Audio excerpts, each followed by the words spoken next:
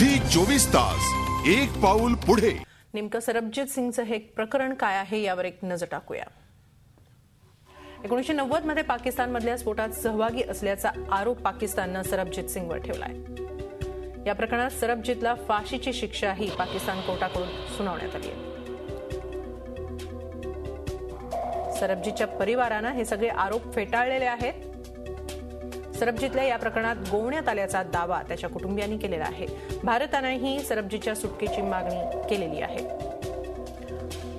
आपण याबाबत अधिक चर्चा करूया। आपल्याबरोबर आहेत ज्येष्ठ पत्रकार आणि भारत पाक संबंधांचे अभ्यासक जतीन देसाई आहेत आपल्याबरोबर। जतीनजी, नेहमी पाहायला मिळालेलं आहे भारतीय जेलमध्ये जो कोणी परदेशी आरोपी असतो त्याला एक चांगल्या प्रकारची वागणूक दिली जाते भारताकडून। मात्र भारताचे जर कोणी भारतीय जर परदेशी तुरुंगांमध्ये असेल, विशेषतः पाकिस्तानच्या तुरुंगात असेल, त्याला तितकीशी चांगली वागणूक मिळत नाही।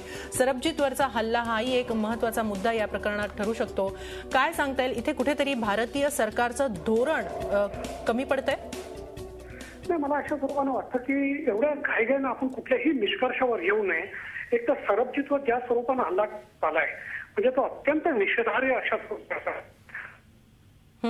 लक्षात येतं पाहिजे की सरबजीतवर हल्ला करणारे जे दोघं पण आहेत त्या दोघांना देखील फाशीची सजा झालेली आहे आणि त्यांच्यात भांडण झालंय। आता की नेमकं काय झालं, त्यामागचे काय कारण होते, ज्या लोकांनी सरबजीतवर हल्ला केला त्यांना तुरुंगात दगड आणि ब्लेड कशा स्वरूपानं मिळाली, त्यांच्या मागे इतर कोणी आहेत का, या सगळ्याची संपूर्ण चौकशी व्हायला पाहिजे।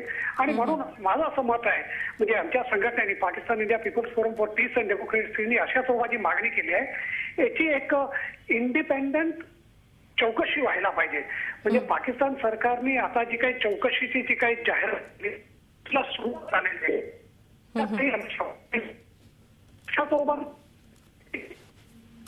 नक्कीच कुठेतरी या घटनेचा निषेध कडक शब्दांमध्ये भारताकडून नोंदवला गेला पाहिजे। अशा प्रकारची वागणूक वारंवार भारतीय कैद्यांना दिली जाऊ नये यासाठी भारतीय सरकारने देखील कडक धोरण अवलंबलं पाहिजे। धन्यवाद जतीनजी, झी 24 तासशी बोलल्याबद्दल। झी 24 तास एक पाऊल पुढे।